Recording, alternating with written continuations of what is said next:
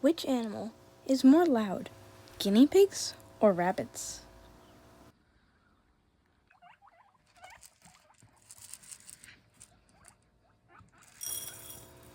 Well, guinea pigs are a lot more vocal.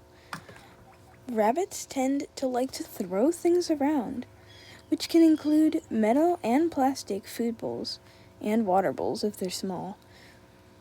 They can also chew, and chewing is somehow very loud. I wasn't expecting this when I first got rabbits, but it is very loud.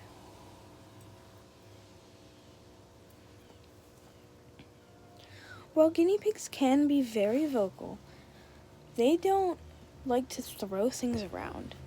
All of this chewing is coming from Stormy, my male neutered Dutch rabbit.